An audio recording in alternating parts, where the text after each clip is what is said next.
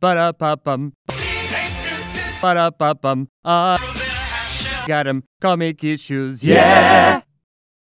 Hello, everyone. Welcome to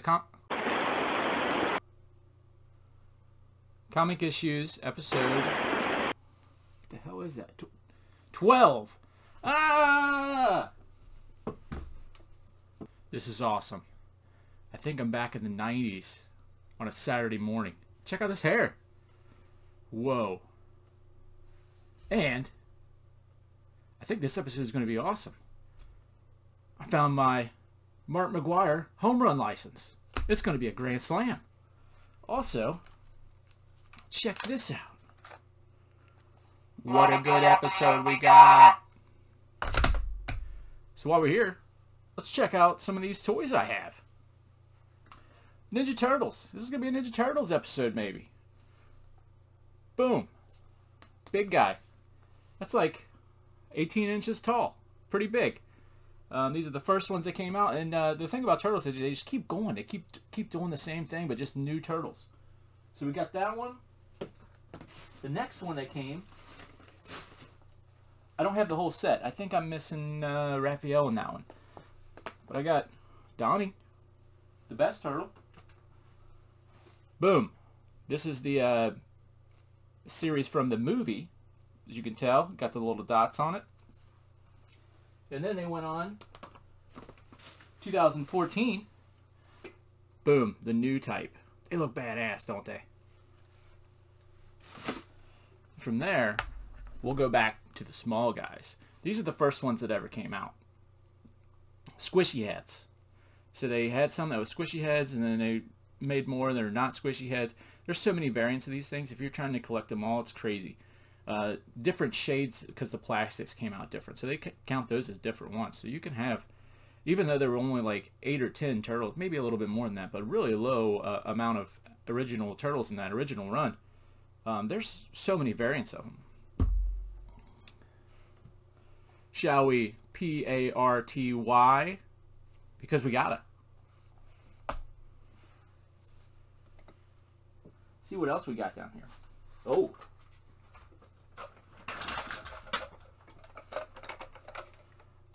Got the car.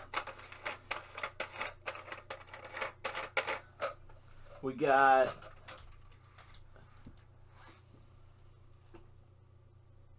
Krang's android body. This was promised to him by Brad Shredder to get him out of the portal and give him a body so that he can work in. Every little girl loves little trolls, but what do guys wish for? Battle trolls are out of control! Battle trolls! Pizza Dude. I don't know his real name, but got him. They did so many cool things. So this is from Turtles in Time. Leo Turtles in Time. They rode horses on that. Kind of what's happening to me. They also, later on, there were so many turtles. I'm trying to collect them all, but it's so hard. You know, they went from having 8 to 10, maybe a little bit more than that in the first run. It just doubled and doubled and doubled and doubled. Let me show you something really crazy. We have Leonardo as a, I don't know, Boy Scout or something. We have Leonardo as a Indian chief. Donatello as a cowboy with a candy cane sticking out of his mouth. Why? And Michelangelo as a Mexican guy. We also have Not the Mama, Not the Mama. Remember these? That's a pretty cool little invention. Here's my favorite ones. Check out the yellowish. I think it was a different plastic, and then all these smell like smoke. I got these from mostly yard sales. You can't really find that anymore. For some reason, Ninja Turtles have just blown up. I used to get these things for $1, you know, maybe $3 a piece, sometimes a quarter, but now, whew, you can't do it. So let me show you what's cool about this one. These are Morphin ones. Watch this. He's in the dojo. Somebody, Shredder comes in, the Foot Clan. Boom. Ready for action. Nip it in the bud. Those are so cool. We also got, they did turtles in exosuits, just like Alien. Boom. Flip it up. You got a baby Leo in there. Bam. Ready for aliens. Missing some pieces, but these are hard to find. They made the turtles as cavemen. Who'd have thought? Star Trek turtles. We got the whole set of these. And the Splinter Transformers. These are really cool. Let me put this on high speed and we'll get, while I do it, because it's going to take me forever. I don't know how kids ever did this. It's probably, I'm surprised this one ever made it, because I know they all get broken. Let me get this done.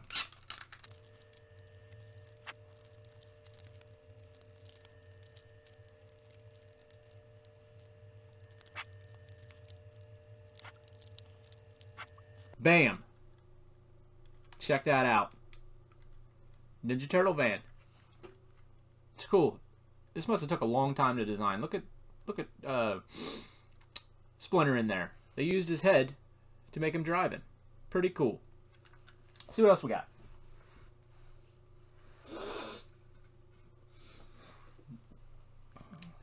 We got Raphael as a magician. When was he ever a magician? I don't know. I've seen them all, but I don't recall when he was a magician. He's got a sweet little mustache there, though. Let's check that out. Mustache. We also have, boom, another one that transforms. And this one transforms into, let's check it out.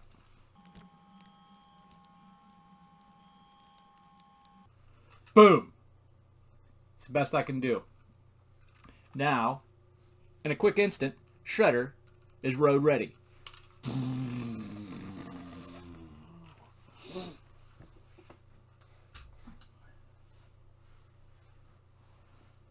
We also got one still in the package.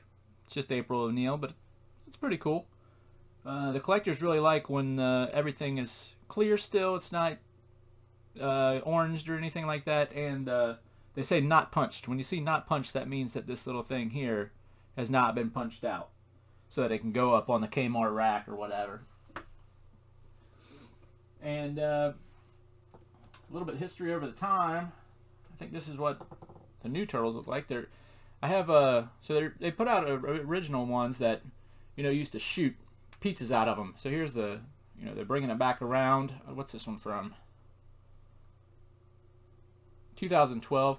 You can just tell the build quality's not there. I mean, they've cut so many corners with manufacturing today. They charge you way more. I think these used to be like just $2.99 or something. But they're built so well. Besides, the legs break off and stuff, but the plastic is so sturdy. These, you can tell they're just hollow injection molded or whatever. I don't know what they call it, but just don't appeal to me. And here's, I think these are even the newer ones.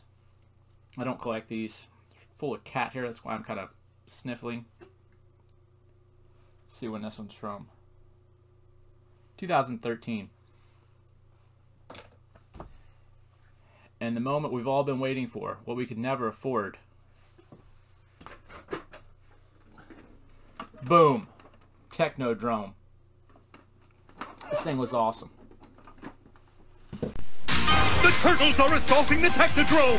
Inside are the Foot Clan's weapons storage chamber, Krang's laboratory, and Shredder's master control room! Huh? Turtles? Oh, they've been spotted! Now they'll have to watch out for the I Spy radar, that hidden news pit, the spike back door! Turtle soup time! Oh no, and... I don't know if you guys wanted this as a kid, but I definitely did, and we just didn't have the money to do it, so...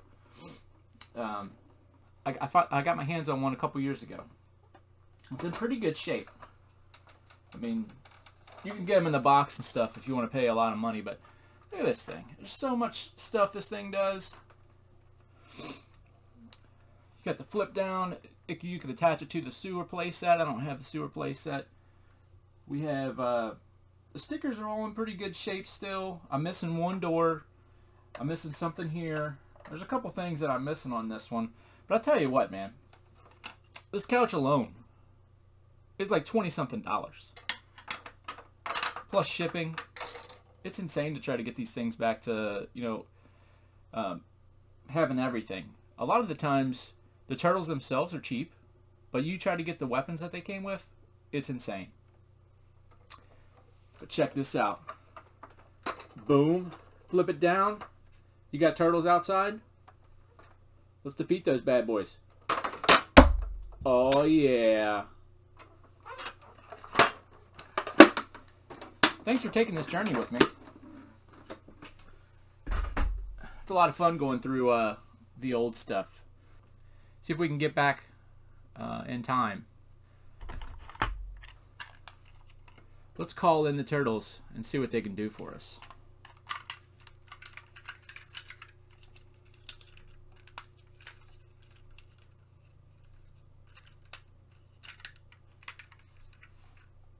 Donnie, can you get us back?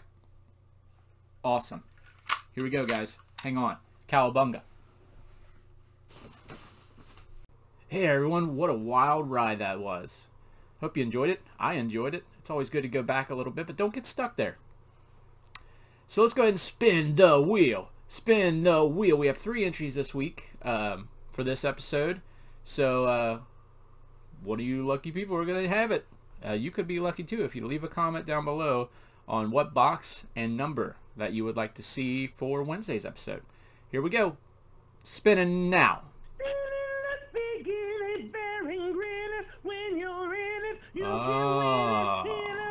A1. A1 has it. A1 steak sauce. My wife uses too much of that. Kind of give her a hard time, but to each their own. Let's get that comic out and see what it is. Alright, we got the comic. Let's open it up and see what it is. Ooh, 10th Muse. This is a special one because I think, maybe not, but if you were, you know, WCW, I think she was in, fan, you might like this cover. I think this is Sable. I'm not totally sure, but I think that might be Sable. I'll have to do some looking into it. Lena Marrow. I don't know who that is. Rena Marrow, sorry. 10th Muse, Rena Marrow. This is number 2. These are model covers. They do this a lot. This is, but I don't know anything about this. So, let's crack it open and see what it's about. Hey guys, that was, I just finished the comic and that's indeed Sable. It's signed Rena Marrow because that was her name at the time. Before she married Brock Lesnar, she was married to Mark Marrow. And I guess they wrote this comic. 10th Muse is this is just an offshoot of 10th Muse, like another thing. I guess they made her, there was a lot of celebrities getting put into comics like Allie Baggett. She did Alley Cat. And everybody, Carmen Electra was in some comics. So there's a lot of people trying to get in comics as the girls. So anyways, this was written by Marv Wolfman, and this guy is so prolific. He created Blade, he created the new Teen Titans, so Cyborg, Raven, all those people. He created Crisis Infinite Earths. So this guy killed the Flash, and the Flash wasn't a mainstream character for another 23 years. That's crazy. The penciler here was Ken Lashley, which is just as incredible. I can't believe they had such great people on this issue. But Image was really big at the time, so I guess it is a little bit more believable when you take into account the timing of this comic. But King Lashley's done almost 500 different projects, including Flash, Teenage Mutant Ninja Turtles, and the current King in Black. So our story starts out, forgive me, I might lose track a little bit. There's a lot of numbers and stuff going on in here, and a lot of like time warps back and forth and back and forth. So it's kind of difficult to just reading it once, trying to figure out what's going on. So September 29th, 5:15 a.m. This guy's answering the door. He's immediately given explanations of why he failed, why she was killed, why Emma was killed, why all this stuff. and it turns out he thinks he's talking to somebody else. So this door, you know, slams open, and you see this lady in there, and she's kind of in the shadows and has all these gold things. And he's very surprised because that's who he was talking about. He was pretty much throwing her under the bus. So she throws all these things at him, and he starts melting, and he falls to the floor. So let's go to September 29th, 9:27 a.m., 4 hours later. So these two are, the guy and girl, they're going up to their apartment, and they're talking about Emma, their friend Emma, being in the hospital, and why was she even there, and everything. And so they open the door, and the 10th Muse is laying on the floor. But I think she's in Emma Sonnet. I think that's her name. Emma Sonnet's form. I almost said Emma Stone form. And so they're like, "Oh, Emma!" And it pretty much does a flashback. You know, their friends are hopeful that she's going to survive and stuff, and it does a flashback. It's September 16th at 1:15 a.m. I don't know why they're so crazy about these times, but anyways, so it flashes to 10th Muse, and she is there at in this hospital room, and she sees this guy. He's all like pretty much fried. Pretty much what happened to the first guy. And I think this was kind of like a trap for Emma, or they were trying to get to her. So in walks all these freaking soldiers, and they start fighting the Muse, and there's just, you know, pages of fight scenes, and she's jumping bullets, and they're missing everything, and then the battle finally comes to an end, and she's beat all of them up, and then now it's time to get some answers. So she goes and picks up the guy, and she's like, "Give me what you know," and of course, no, he doesn't do it. They take I guess they have to take the pills or whatever, and they start decomposing from the inside out. So she's like, "Okay, well, I don't know who they were looking for, but it was probably my alter ego. So let's set a trap." So she decides to not show the Muse much anymore. She's just gonna beat Emma for a while. So September 16th at 9:30 a.m. rolls around, and in walks, you know, the two people that we've seen in the first, the guy and the girl. They're in their apartment, and knock on the door. Boom, Emma's there. They're like, "Well, you know, why were you in the hospital?" This is where it gets kind of confusing, because like, why, you know, I'm confused because they were talking about the hospital before, now they're talking about the hospital again, but it's before that time. This is really confusing. It gets even more confusing later. I'll let you know some of that. And let me see my notes here. So she's saying that, you know, when I came back from Greece or whatever, I've been having headaches. And they're like, "Well, so people shot you up in your hospital because you were having headaches?" She's like, no. I heard it right before I was in that room. There was a mobster, and so they thought there was a mobster in that room. So that ends that little sequence. Boom. Let's go 4 days in the future. September 20th, 11:22 p.m. We're outside this big office building looking thing, and of course this is where the Kingpin guy is. Not the Kingpin, but you know, like the head honcho bad guy. He's working out, and he's like, "Oh, I know that Emma, you know, Emma's setting, or Emma's just trying to get us to come out, and they're just gonna lay low for a while and see what happens." So September 20th, sorry, that's wrong. So they're like, "Okay, we're not really interested in Emma right now. Let's see who took out our men. Let's try to get that lady." So they call up this guy named Von Dahl.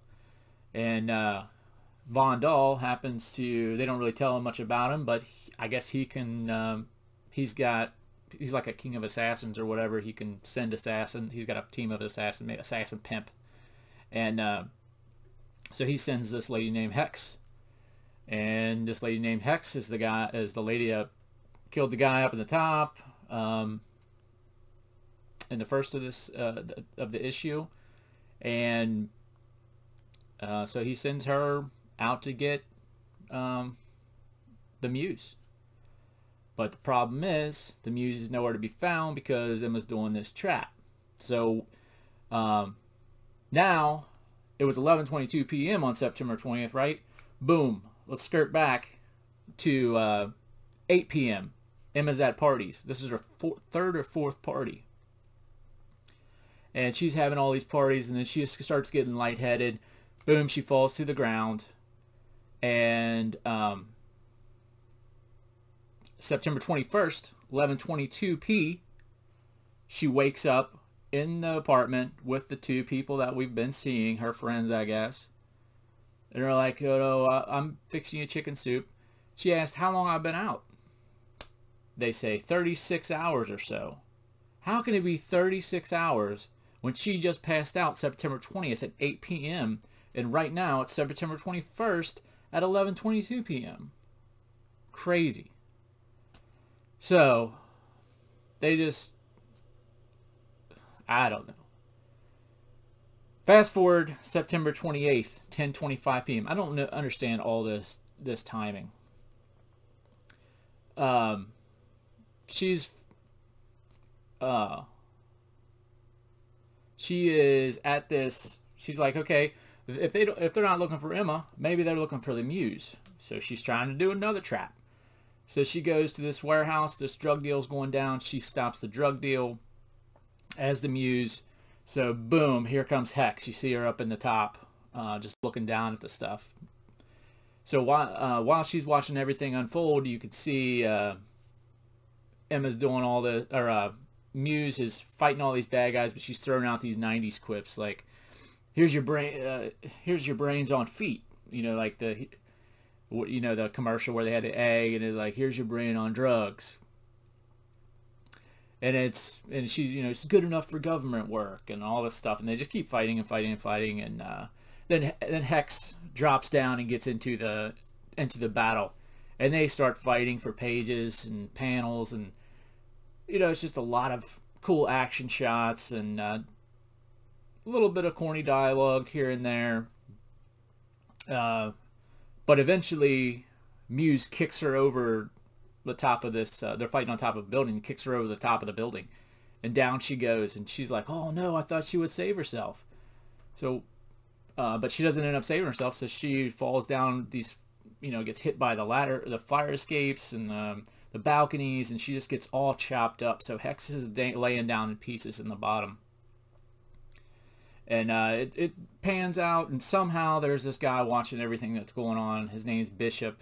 So he calls, and he's like, "Oh, well, that's funny. Muse is actually Emma Sonnet, or whatever her name is. Who would have thought?" So he calls Von Dial, and he's like, "You got to turn it off. You got to cancel the hit."